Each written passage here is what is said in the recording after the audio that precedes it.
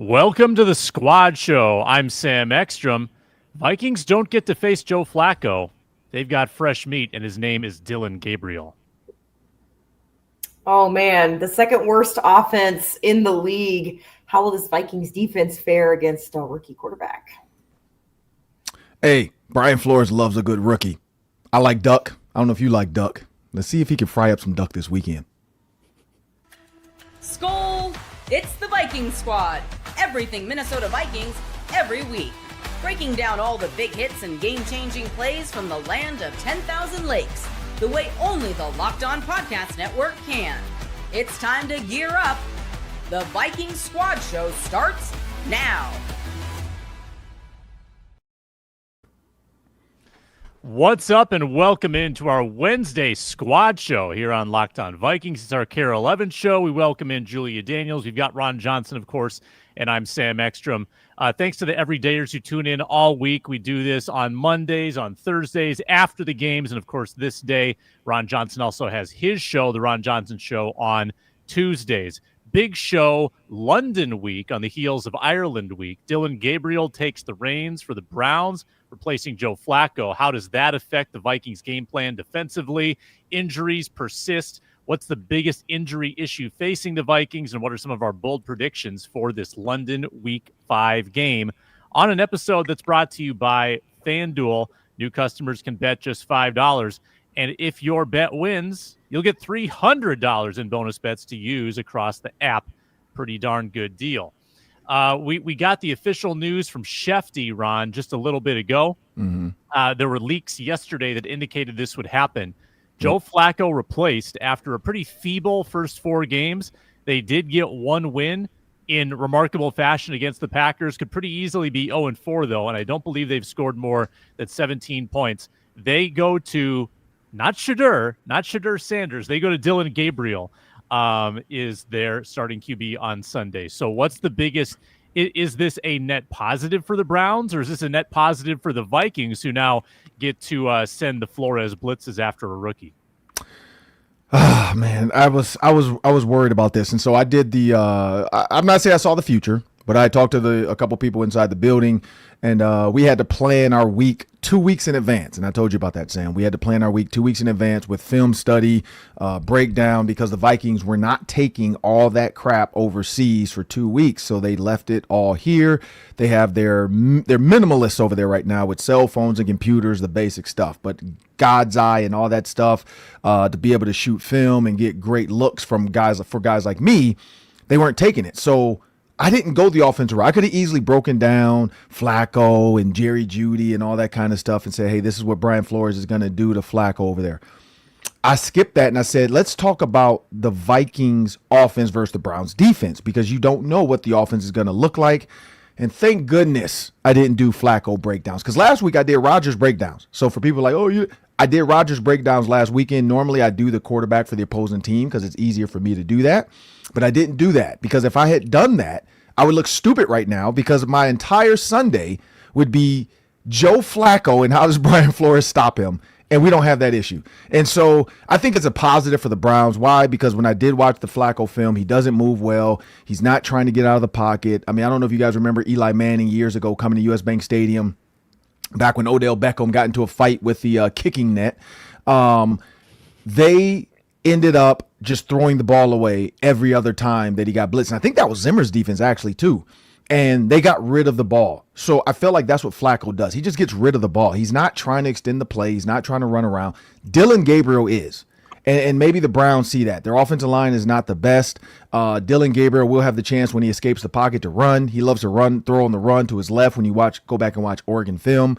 Dante Moore at Oregon right now, my guy from Detroit, Michigan, Martin Luther King High School, the quarterback, the number 1 quarterback right now in the country.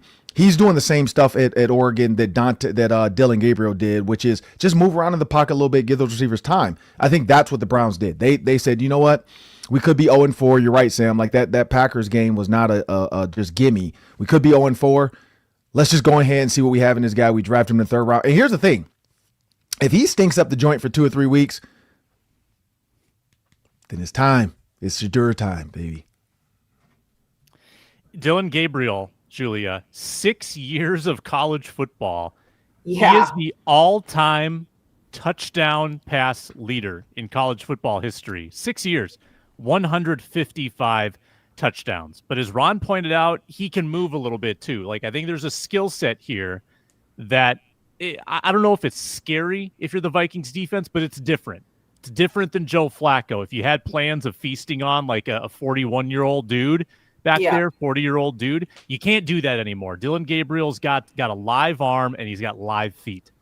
Yeah, you can expect this offense to move quicker, quicker passes, quicker plays. I think that's the expectation when Dillon Gabriel comes in. Another thing is he's a lefty, so that's something that you have to prepare for as well, especially when it comes to your pass rush too. And that means also an O-line. I mean, for the Vikings have to figure out their O-line, but the Browns also have to figure out their O-line too, because your blind side is now flipped. And they've got guys that are injured. So that's going to be definitely something that I think this Vikings defense is going to take advantage of. But yeah, Dillon Gabriel, I just think it's so interesting when you talk about has the most touchdown passes in college football. Do you guys ever think about like the guys coming up that aren't going to have this COVID year and how they're going to be like, how am I ever supposed to compete with the statistics that these guys have because they had an extra year of eligibility compared to what everyone else is going to have for the rest of all time. And so I always find that interesting. It's like, oh, well, he has the most, but then are you going to have to do different stats? Anyways, that's besides the point. Asterisk, yeah, I think asterisk on the COVID record. Yeah. But I just, I think, the offense changes. The ground game doesn't change, which is something that this Vikings defense has got to figure out. But yeah, I think Dillon Gabriel will be getting out of the pocket and getting the ball off a lot faster than you would be preparing for if you were preparing for Joe Flacco. Absolutely. Yeah, and the Vikings got Flacco last year, and they looked great defensively. Flacco did virtually nothing. I think Jonathan Taylor had a couple of nice runs, and they maybe scored one touchdown drive. But, yeah, the Vikings would have loved to have a repeat of that. They would have loved maybe an easy win in London. This might not be an easy win in London. Not with how banged up the Vikings are, and, of course, we'll talk a little injury news later. But what needs to change, Ron, from the Steelers game? What's the biggest adjustment you want to see this team make, whether it's offensively or defensively? Starting fast. I feel like lately they've started really slow with this offense. I don't know. And then it feels like Kevin O'Connell kind of gets the swing of things. You would expect the opposite, knowing that they script the first 15 plays. We had PJ Fleck on yesterday, and he talked about that with just the scripted plays of Ethan Kaligmanis and how good Ethan Kaligmanis, looked early on. And I said that Rutgers, 102 points in the first half or 65 in the second half. Third quarters have absolutely been trash. And that's because that first part of the game is scripted. And so I expect Kevin O'Connell to hopefully change that up this week. Like, what you have. This is technically maybe the last time Carson Wentz gets a shot as well. So why come out the gate sputtering? Like, come out fast, come out furious, make Myles Garrett tired. Like, you cannot let Myles Garrett catch his breath and figure it out. When he has to just rush and the team can't scheme stuff around, like, we know he's manned up, so let's do this on the backside. Let's run this, this linebacker in twist. You can't do that when you don't have time. And so I hope that they go kind of an up-tempo offense. Secondly, receivers, keeping the receivers in front. Now, like I said, the Steelers ran some great plays. DK Metcalf's touchdown. Everybody's like, that's a three-step drop. It wasn't. It was a three-step and a hitch. If you watch it, it was not a slant. Everybody keeps saying slant. It was not a slant. It was 5 steps. That's not a slant. He ran a bang 8, and it was a perfect play. He ran 3-step drop, hitched. Everybody kind of dispersed thinking, okay, 3-step drop. And he hit it right behind him, which is a bang 8. That was beautiful. And so what you have to do is pattern read a little bit more and then understand where that man is. Whoever that man is in that scheme for the Browns, if it's Jerry Jeudy at this moment, if it's David Njoku, whoever you deem in that play, this is the guy, you got to keep an eye on him. Like, I feel like there was a lot of guys covering grass and not covering where the receivers were going. I get you have the hook or you have the flat, but if there's nobody over there, there's no reason to buzz out there if there's nothing there. Kind of stay where a man is until you have to vacate and get to another guy. So I expect both sides of the ball to kind of pick it up a little bit. Yeah, Ron, you know what that bang 8 to Metcalf reminded me of? It reminded me of Tebow with the game-winning touchdown in the playoffs to Demaryius Thomas over the middle. It looked just DT, like that. my guy DT. And then and Thomas getting all the way to the end zone. Starting fast, Julia. I mean, that's obviously key. Even in the Bengals game where they won 48-10. That offense was kind of sputtering before Isaiah Rodgers lit a fuse. I think they had that opening drive touchdown and then went 3 and out, I think, on 3 of the next 4 drives. And even in that game, there was some lethargy there before the defense opened things up. And then in the other 3 games, they've scored nary a touchdown in the first quarter, in the second quarter, in the third quarter. Clearly, there's something happening early in these games, and I think a lot of it's protection, right? These third down sacks are an absolute killer. Vikings have 10 of them this year, by far number 1 in the league. And I don't know exactly how you fix that issue in this game when you have 3 linemen that are hurt.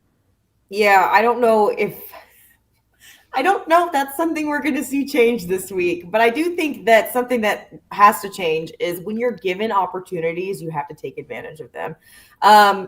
There were so many times that I felt like the Vikings were given a gift this past Sunday, whether it was Jordan Mason's fumble given back to the Vikings. You have to take advantage of that. Jordan Addison making it all the way to the 1-yard line. You got to score there. You've got to take advantage of, if you're going to have, and it was like, I think every now and again, the Vikings just had these games where it's so bizarre. As Reggie always says, this game is drunk right now. But you have to take advantage of opportunities that are given to yourself. And I think that you guys are right in saying they're kind of relying on this defense to bring momentum, but the offense has got to figure out how to create their own momentum, their own energy, and get things going for themselves. Otherwise, it's going to be a very long season. But on Sunday, I think it's if something, and especially when you have a rookie quarterback in there, the Browns are going to make they're going to make mistakes. It's going to, I would be shocked if they didn't make several mistakes offensively, and the Vikings have got to take advantage of turnovers. They've got to cash in on those. And that's something that they haven't done a really great job of this year too. And like I mentioned before as well, the run defense has to be different. They are 6th in the league in total yards allowed, but 22nd when it comes to yards on the ground. And I think that says a lot about what's wrong with this defense right now. And so Quinshon Judkins, you can't let him run all over you, and you've got to shut him down if you want to have a successful game on Sunday. I think that's one of the number 1 things that they have to address right now. Yeah, he's been super efficient, and that would certainly give Gabriel a lift if he's good. Judkins had 82 yards against Detroit last week. Was not super efficient, but against Green Bay, he was super effective in that win, and against Baltimore, he was super effective in that loss for Cleveland. When we come back, we'll talk about the Vikings' injury problems, how banged up they are, and which injury is costing them the most at this moment. That is next on the Vikings Squad Show. And we are brought to you today by FanDuel. The NFL season is into week 5. FanDuel has an offer you don't want to miss. New customers can bet 5, get 300. That's right, bet 5, get 300. All you have to do is win that $5 bet, and there's lots of ways to do it because there's lots of ways to wager at FanDuel. You've got MLB playoffs right now. You've got WNBA playoffs at a very, very high level. Unfortunately, the links aren't involved.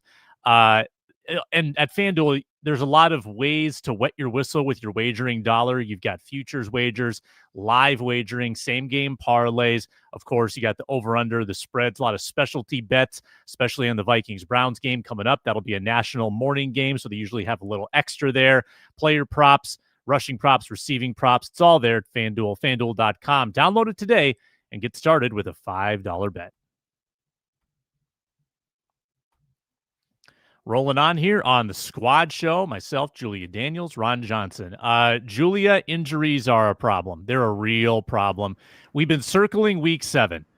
Week 7 was going to be the week that everyone gets healthy, right? It was supposed to be Aaron Jones. It was supposed to be Cashman. It was supposed to be McCarthy, Donovan Jackson. I don't know about CJ Ham and Ty Chandler. I'm not sure what their status is for this week or week 7, but that was going to be the get-right week. But then O'Neal goes down, right? And he's not on IR. We don't know his status. We don't know Ryan Kelly's status. But it feels like they just got to survive to week 7, and they got the bye is coming at the best time I think it ever has because they need it so badly. What injury right now do you think is affecting the Vikings the most negatively? That's a tough question because so many people. A lot of them. Yeah. I think, I don't know. I would probably affecting them right now that we've seen. Is that what you're asking, or are you talking about heading into? Well, whose absence is looming largest? You got some big characters. You got Van Ginkel. You got Cashman, obviously on the offense. You got the quarterback. If you want to go with McCarthy, but you've got 3 linemen and Aaron Jones, so you got options.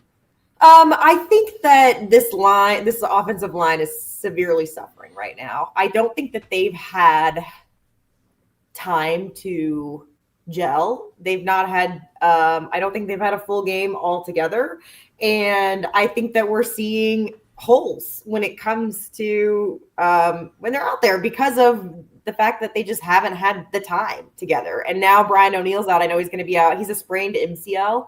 For anybody that doesn't know, he's going to be out this week. They are happy that they don't, as of right now, have to put him on IR. They're hoping he's going to be back after this week. But that's good news, I feel like, for Vikings fans, because you don't want this guy missing 4 weeks. You need him out there.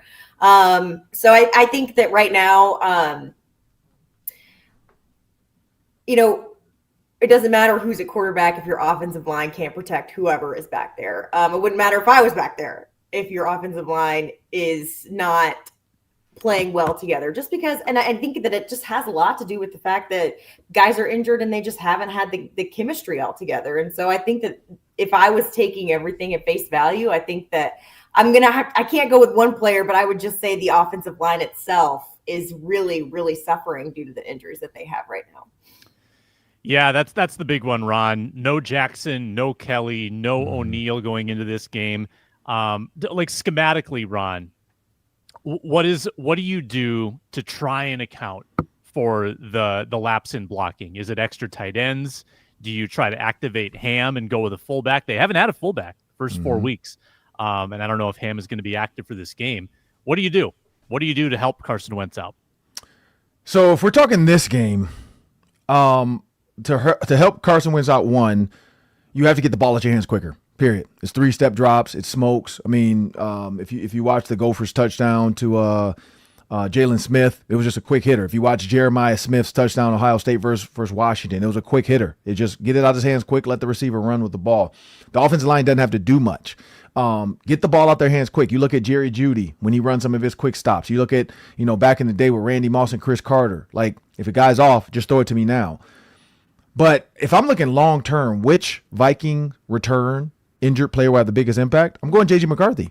Like 100%. J.J. McCarthy's feet will help out a bad offensive line. Because if you look at some of those blitzes, some of those rushes, when you look at Carson Wentz, he steps up in the pocket and he's not looking to run. That's not what he's doing right now in his life.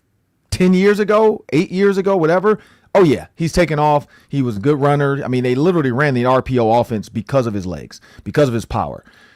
But when you look at J.J. McCarthy, if you were to boot out to the right, he can run if you don't honor him.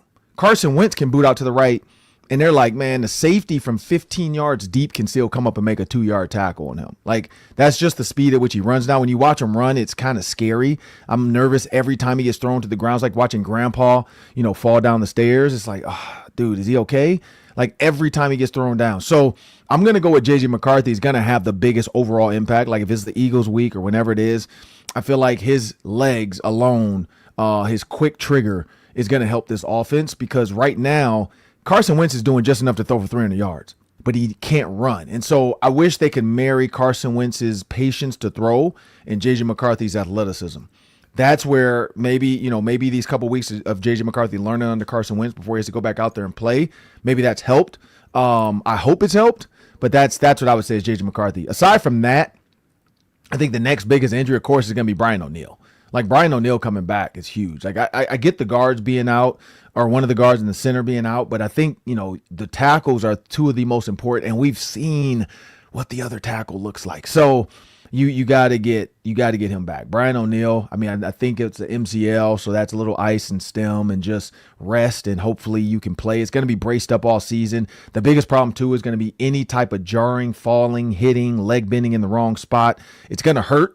And so that's the other sad part about this knee is this is not the last we've heard of it if they don't just let it fully heal. And it's not a scope, but I think they would go in and look to see if he needs any sutures or anything just to kind of get it, because it says just a sprain. So they would always go back later and see if he needs any sutures to kind of keep anything together, any of the ligaments together. But other than that, yeah, it's going to hurt. So I don't know if 2 weeks is enough for him. Hopefully it is. But, I mean, if you watch some of the Christian Darrisaw plays where he's getting bent back, you watch some of the offensive line guys when it's like they got to hold up that pass protection, how they fall and bend in the run game, how they get fell on and their leg, bends in the wrong way. That's what he's going to be dealing with all season. And so that's the tough thing about this sport is, you're never 100%. Yeah, no question about it. On the defense point with Brian Flores going against a rookie quarterback, there's extra pressure here because if Dillon Gabriel looks good, doesn't that make JJ McCarthy look a little worse? If the rookie third round pick comes in and immediately picks up Kevin Stefanski's system and he looks really good, carves up the Vikings, that's also kind of a subtle shot at JJ McCarthy's early season performance. So I think there's a little extra layer there with what Flores is doing against Gabriel. I'll toss this name out from an injury standpoint as well. How about Andrew Van Ginkel being out? I mean, when he's been on the field against the Bears, he was batting balls. He was almost taking pick sixes to the house again. Against the Bengals, I think he had 2 sacks and 8 snaps. Very low workload, but high efficiency. They missed him. And I haven't loved, I got to say this quietly because Julia's in the room, I haven't loved Dallas Turner. I haven't been that excited about Dallas Turner. I haven't loved it either. It's not that he's been a liability or that he's been terrible. He's not popping off the screen. He is not splashing the way that you would want, I would say at this point.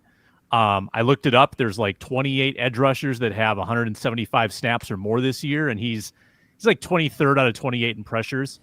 It's been a fairly low impact, and he's gotten opportunity too. He's gotten a couple games where he's been the number 2 guy. I want to see a little more from him. And I don't know if Van Ginkel is going to play based on the way KOC was talking yesterday. He was talking about waiting till he's 100%, exploring every avenue. When you're talking about exploring every avenue of treatment, that makes me nervous. What's going on with that upper body? I know he had a lingering neck issue in camp that's kind of been bothering him. That makes me nervous about Andrew Van Ginkel's status and not getting a lot from your number 3 guy in Dallas Turner. So there are some problems right now for these Minnesota Vikings injury-wise. First injury report comes out today. We'll get the various statuses on the game against the Browns. What are some of the biggest other matchups to watch for in this Browns game? Myles Garrett certainly to worry about. Kevin Stefanski, the former Vikings offensive coordinator. What storylines are intriguing in this London game? We discuss that next on the Squad Show. It's brought to you today by Mazda. Mazda crafts cars for those who do more than simply move. Mazda delivers confidence with every ride with more IIHS Top Safety Pick Plus awards than anyone else as of August 2025. You can feel Japanese craftsmanship in every detail, from the metallic accents to available Napa leather upholstery. Make everyday drives feel like anything but. Heading out to get groceries at Cub, you can feel the smooth handling. Going over to get a McFlurry, you can feel the intuitive controls just in those quick everyday maneuvers. Like our players, we sweat every detail because when you make every move count, impossible becomes irrelevant. Mazda, move and be moved. Make sure to subscribe at Locked On Vikings. We'd appreciate that. Get the channel to 10,000 subscribers. Check out Luke Braun daily on Locked On Vikings, your daily 30 minutes of Vikings talk. Julia and Ron, biggest storylines in this Browns game. I think the big one, the obvious one, it's going to be Myles Garrett against this patchwork offensive line. And they don't have a lot of other pass rush. I mean, you look at the stats, no one else has more than 1 sack on that defense. Myles Garrett has 4. I mean, Ron, you're putting Josh Oliver over there, right? You're putting Josh Oliver on the Brian O'Neill side. They probably have Garrett trying to go against School. You're trying to double team, and you're trying to get the job done with a double team block and one of the best pass rushers in the NFL. That's what I'm watching for. So what I'm looking for, it could be offense or defense, right? It doesn't have to be. Yeah, offense. Top matchups, top storylines. So what I'm looking for is these receivers. So if you watch the Browns, I mean, that's my play breakdown for this week is the amount of times the Browns defensive backs get confused. Like I don't know if it's they're not communicating well. I don't know if it's the system is tricking them. But you can see a lot of times when there's a motion. So I'm looking for this. When there's a motion, I'm watching the defensive backs and who they decide to cover because it looks like they can change and shift and switch off, kind of like Brian Flores. And so when you watch them shift, I'm watching for who stays with Justin Jefferson and who stays with Jordan Addison. Because if Denzel Ward or if one of the other guys makes a wrong choice, I hope that's what Carson Wentz is paying attention as well. And even if you listen to and you watch the broadcast, they're constantly talking about the DB's lack of like communication. And so if you think about Greg Newsome, Miles Harden, if Miles Harden comes across and he's on Jordan Addison, I'm going at him every time. Same thing. If Justin Jefferson somehow gets into a weird motion where he's on Miles Harden, either they're checking zone or I'm going to Justin Jefferson. So I'm watching for that. I'm watching for who the nickel decides to cover. Because honestly, if he stays on Naylor, I'm going to Naylor. Like I'm going to attack that guy because he continuously just assumes it's not coming his way or he ends up lined up in the wrong position like over and over and over again. And I know Lamar Jackson is tough. So like some of the plays I broke down, he's staring in the backfield at Lamar Jackson and Derrick Henry. And so that could have been the problem in the Ravens game is like he was worried about the run game as a nickel because the nickel is supporting the edge. But that's the other thing I want to see is do the Vikings run the ball enough to make the nickelback honor Jordan Mason? Mm-hmm. Julia, top storylines, top matchups, top players to watch. I think that right now, Jonathan Grenard is salivating at a rookie quarterback. I think he is. I mean, he's one of my favorite guys to talk to in the locker room because he gives such great answers about whatever you ask him about. But one thing that always stays the same is Jonathan Grenard, whenever you ask him about a matchup for the next week, he always has the same answer of, it doesn't matter who we're playing. We're going to prepare the exact same way. We're going to be as aggressive as we were before.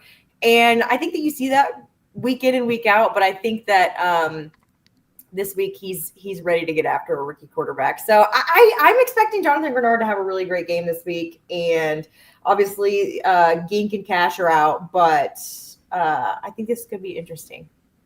For Dillon Gabriel. It could be a bad time. I am watching everyone's new favorite player, Xavier Scott.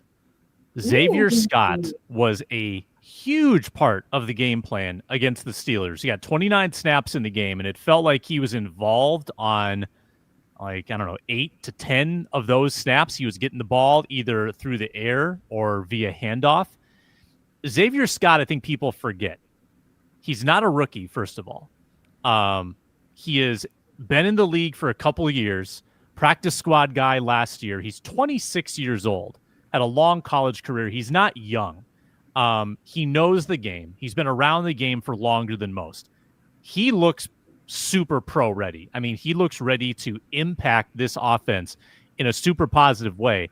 Like he's going out and catching touchdowns in Ireland, and I'm saying I'm all for it. I mean, I know Adam Thielen is that's the nostalgia, that's the story, but I like Xavier Scott out there wide. I was really captivated by how they used him in that Steelers game, and I want to see more of it. And I'm honestly like Aaron Jones, take your time. This is cool. I want to see what Xavier Scott can do because he's got a real skill set where, they were running a wheel route to Xavier Scott on the final drive of the game, trying to get him loose down the sideline. That's some serious faith in what he can do when it's not the middle of the game. It's not a blowout. They're drawing up complex plays for Xavier Scott down the stretch. So does that tell you something, Ron? Like maybe he is kind of a sneaky offensive breakthrough player on this team. I hope so. Like, I mean, we said it with him earlier on in the preseason. Like that was one of the reasons why, because what happened to Ty Chandler? He's got cut, right? No, they IR'd him. Okay. So I think he is still on. No, week 1 he got hurt. Yeah, And okay, that's what it was. Yeah. Yeah. Because I couldn't remember what happened to Ty Chandler, because I'm like, I remember we talked about Xavier Scott and like he was going to push Ty Chandler out.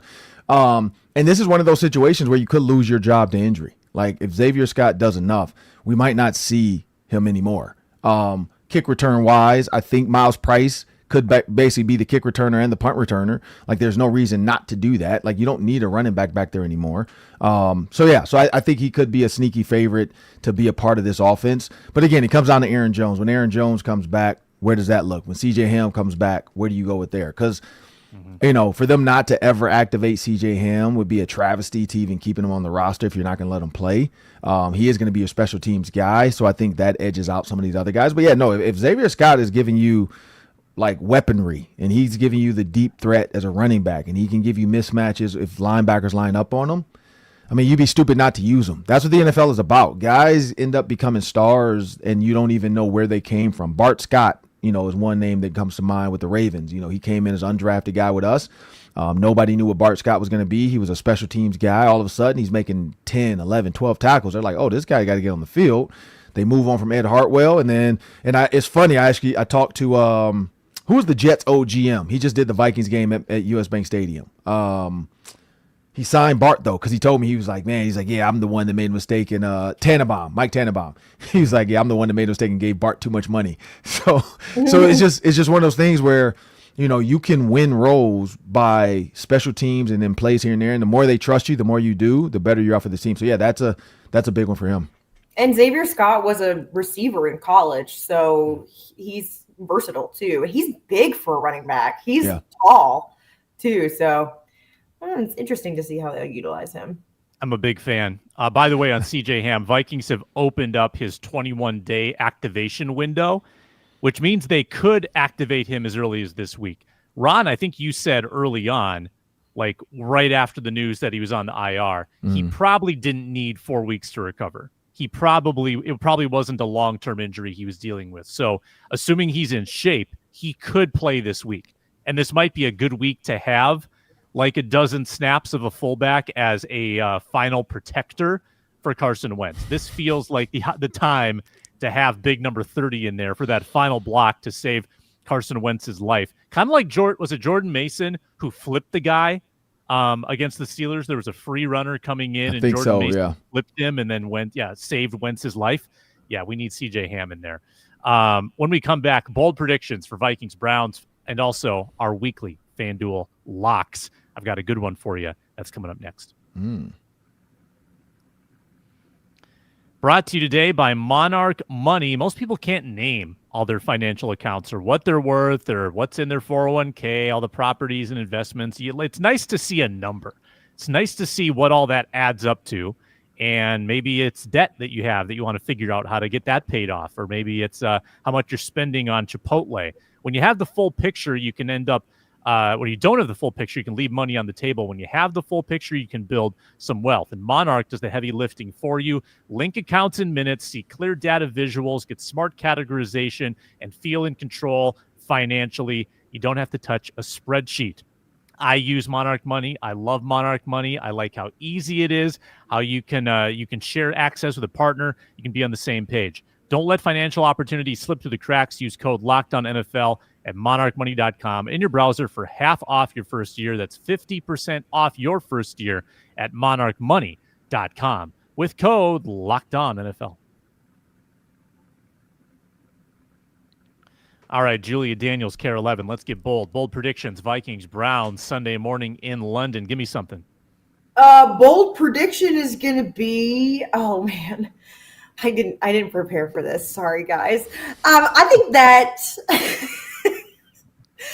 think that Dillon Gabriel is going to throw 3 interceptions. That would start a new streak for the Vikes. They did not have a takeaway against the Steelers. First time in 20 regular season games that had happened. So we got to start a new streak there. 3 picks for Gabriel. Ron, what do you got? Bold prediction. I'm going Addison 100 yards. 100+ yards for Addison this time. Last time I went 45, I think 50. I'm going 100 yards now. I'm on the Addison train. He looked good coming out the gate. He was fresh, well rested, and now he's over there getting those fish and chips. Cheerio. over there in good old London. So I'm going Addison 100 yards. You know what? And I'm going to jump on top of that. Carson Wentz 300 yards. So Jordan Addison 100, Carson Wentz 300. And let's not forget that also the Vikings do have an advantage here because they're well adjusted to the time zone probably at this point in time. So they have a little bit of an advantage there. According to their Instagram stories, they are having a great time walking around too. These guys are enjoying the scenes. I love that. There was a good story by Kevin Seifert at ESPN yesterday just about the challenges and the weird logistical pieces of all this. Like, oh, we need to add a player. Well, we're overseas and they got to have a passport. Ron, you talked about that. I just talked about that. See, I scooped Seifert. I was ahead of that as soon as it happened. Were all over it. As soon as he got hurt, I'm like, y'all forget. I was a player because I got bought in. I got cut. When I got cut from the Bears, I got bought into places. They reached out to me and they flew me in. Simple. I'm in Minnesota. Just fly me out. You can't just fly me out to London. Like, because I'm not on your personal plane. I got to clear customs by myself. I cannot bring weed on the plane by myself. I can't just jump on. Like, I got to have. And then what if you want to sign me? Do I need to have stuff for a week? Or am I coming in for 3 days and you're kicking me back to London? Like, it's a lot. It's a lot of stuff going on. And normally they bring in you guys know, they bring in 5 to 6 players to work out when they do this. So, I mean, do they have the Viking staff, somebody who stayed back, say, hey, they're going to come over to TCO. I need one of the scouts. You guys work him out and then let us know who you think. And we're going to trust you on this pick. Come back. Or does Kwesi jump on a jet for 8 hours, come back with a staff member? They work guys out in Minnesota and then they jump them on the jet with them. I mean, I don't know. I want to see what that looks like. It's a lot. Yeah. Well, it's unprecedented. It's never been done. Vikings are the first, and if they go 0-2, then I don't know if they're going to want to do this again. They're definitely doing this again. This too much money for the NFL. They are enjoying this. No, the NFL will do it again. The Vikings will not want. The Vikings might want to do it, but the NFL have definitely taken their turn. They'll let the other 31 teams do it before they want. I think next year starting weeks 3 through 15, right? Because the 14 is the last week of Thursday Night Football. Whatever the last night of Thursday Night Football is, I think it's 14. I guarantee they're going to start doing that. Like, they're going to have multiple teams stay overseas for 2 weeks to get this done. Like, they're going to try to figure it out over the next couple of years. They're going to try to figure that out, and then the players are going to be like, "Hey, you got to pay us more money, man. We got to get international rates." And then they're going to go to 18 games. Hey, question though. I didn't think about this though. When they do their taxes, because normally when we do our taxes in the state that paid us. Do they have to do international taxes now? Or the owners worked out a deal to say we're not paying you until we get back? The money's still coming from the state. Still comes from the state. Hey, the money was earned overseas.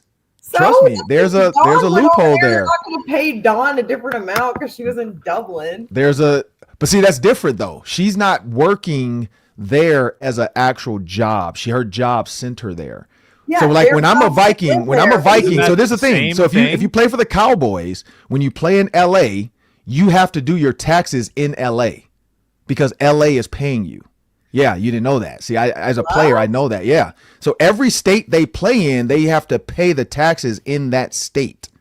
I don't know about that. It is. I swear to Sam, I played. I did my taxes. Every state you play in, because the owner of that team is responsible for your check for that game. So that's the one thing that they don't tell people is when you play, the Minnesota Vikings aren't responsible for your road game checks. The team that you went to they're paying you. So when you go, you pay taxes for the state of LA when you play in LA. The jock tax. When you play exactly. There you go. Hold on. I just want to get this right. So you're saying that the Vikings go play the Cowboys. Yep. And Jerry Jones is cutting the Vikings players a check? Is correct. That what you're Correct. You're getting paid to play in Texas, so you will do your taxes in Texas. You have to file your taxes in every single state you played in that season. So I'm really confused and perplexed. Just look at it. It's the jock tax, and that's where that came from. So I don't know when it started, but I know when I played, it was news to me too. Because in college, it didn't work that way because it was a scholarship. And we didn't have to only taxes we did was if we got extra Pell Grant. Tax credit for the taxes paid to the other states. Correct. So they can file you have to file your taxes in that state. And so if you want Texas, then you're getting a tax credit for Texas, and you can actually try to defer more stuff to that Texas game. because they don't have a state tax. Same with Miami. It's all about the game. Yeah, So because why- they don't have income tax. So I'm wondering, and again, because it's the owner who is the road. So I think the Vikings are the road team for both these games. So their team is not responsible for paying this. So the owners of those teams will decide how they handle those taxes. I'm pretty sure there's a loophole for the NFL, but I just wondered that. Is it going to be some type of international where? Because now, like, what if I would have put it in the Cayman account? I just want to put it over there. I don't want you to know my money. Don't touch my money. It's overseas. When they Can't touch me. when they have a game in Switzerland, they can use those Swiss banks. Exactly. And if you've ever watched one of those movies with Ice Cube's son, hey, that's the best way to do it. Get over there, steal some money, and hide it in a bank over there. They'll never check you. Man, well, my bold prediction now just seems like meager in comparison to the mind blowing knowledge that. Yes, NFL players participating in a London game are subject to UK income tax on the portion of their earnings directly attributable to their work in the UK, which includes their game checks and certain endorsement income. The more you know. And they remain subject to the U.S. federal and state income taxes. That's why it's BS. That's why you got to find a way to get it written jeopardy. off. Trust me, these guys have tax. If you don't have a tax lawyer on your staff, like you pay hourly, that you have to do it because you're going to get killed. I got killed my rookie year. I had no idea about any of that stuff. That next year, I started reaching out to people like, hey, how do I write this stuff off? Because this is dumb. So there's a lot of like gray area stuff. I won't say it on the mic because I know the FBI might be listening. But yeah, there's some gray area stuff I learned from veterans. Like my rookie year, I got murdered in taxes. Like I had no clue. I was like, what? Where were you your rookie year? Baltimore. So I was in Maryland. But then we played like in Miami. We played in Cincy, Cleveland, Detroit, New York, Philly. So, like I did not know any of that stuff. I had no clue. So yeah, so I was wondering about the international because I'm like, there's something to this. And so, yeah, so now, but I'm pretty sure, like I said, there's a way to do it. There's a way to be sneaky. And there's a way for a tax guy to say, hey, this is actually good for you. Because think about this. Your family came out. That's a write-off. It's a business write-off. I needed my family there because I'm emotionally, I needed them. So, hey. Interesting. There's always That a is way. Interesting. I don't think the Vikings will take one sack in this game. I think they will be so on guard, so prepared, so many blockers, so many quick passes. They are not going to get sacked. They're just going to be so eager to get the ball out of the everydayers, would you guys please spam Sam's tweets when they get sacked on the first play? Just spam his tweets. Not going to happen. So you can save your spams for Sam. Which one of those fastest sacks in NFL history by Myles Garrett? So he's going to jump the snap and just take off. Yep. First play of the First game. play of the game. Kind of like Redmond sacking Rodgers on the first play in like 2/10 of a second. Okay, so those are bold predictions. Now, I did some calculating on our FanDuel locks. So assuming that every bet has been an even 50, here's where we stand through 4 weeks. Julia, you're 1-3. You took a long shot last week. You took like a 35,000 shot.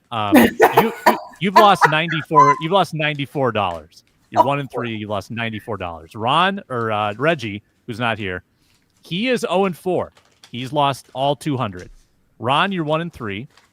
You have lost $98. Last week you had a Jefferson Metcalf touchdown. I should have just gone with Metcalf. I don't know why I threw just half of that hit.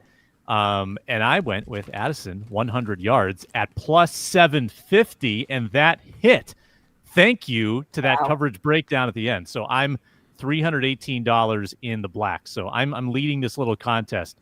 Let's get a FanDuel lock from Julia Daniels. Okay, it's my turn. I am going to go with oh, shoot. I had it pulled up. All right. Very low over-under in this game, by the way. 35.5. Well, the first half over-under was 7.5 for the Browns. Jeez. All right, I'm going to go to score first and lose. I'm going to take the Browns plus 290. Score first and lose. Browns plus 290. I could see that happening. Ron, what do you got? You go first. Okay. I was gonna do something hard, but I kind of want to do something simple. I want to win some money. I'm sick of. Let me go back to mine. I'm changing it. You got it, Sam. All right. I'm going to go to the alt first half total points for the Vikings. I just think that there's a really positive regression about to happen. The Vikings have been so bad in first halves. I think that they're going to be competent in this game. So I'm going to crank it up to 13.5. 13.5 first half points for the Minnesota Vikings at plus 210. That's just 2 touchdowns, you guys. They can do that. 13.5. Ron, you ready? Yep, I'm going to go with the Cleveland Browns first half total points. I'm going to go over 7.5 first half. Over 7.5 because they're going to have a little juice boost from Dillon Gabriel. In his short time of like 2 completions, he's thrown a touchdown. So I'm going to go over 7.5. That's plus 106. Plus 106, a little plus money. Yeah, those are some pretty low numbers. Cleveland's been averaging like 14 points a game. Vikings have been lethargic in the first 3 quarters. I get it. I get why that is. Dillon Gabriel is just a big wild card, and that'll be the big story on Sunday. How will Gabriel fare? How will the Vikings defense feast with Brian Flores calling the plays? Thanks to those who watched and listened to our squad show today. Back tomorrow with Arif Hassan, Luke Braun, and Luke Inman on the Locked On Vikings YouTube channel. Find us free and available wherever you get your podcasts on the Locked On Vikings feed. Check out Julia Daniels on Care 11. Check out Ron Johnson on the Ron Johnson Show. He had Tanner Morgan on yesterday, and I'm Sam Ekstrom. We'll talk to you next time here on Locked On Vikings.